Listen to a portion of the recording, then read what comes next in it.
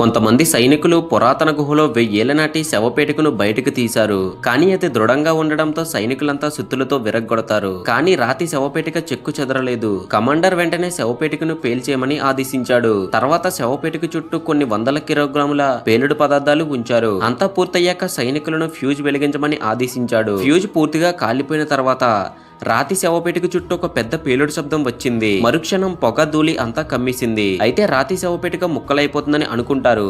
అయితే అతని కళ్ళెదుట జరిగిన దృశ్యం చూసి కమాండర్ భయపడతాడు.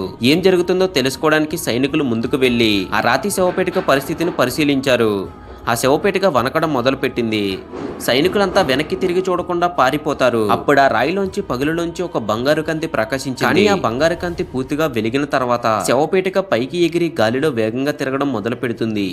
ఆ రాతి శవపేటిక తిరిగే వేగం పెరిగే కొద్దీ కమాండర్ భయం మరింత పెరుగుతుంది. ఆ తర్వాత ఏం జరుగుతుంది? నెక్స్ట్ పార్ట్ కోసం లైక్ చేసి కామెంట్ చేయండి గైస్.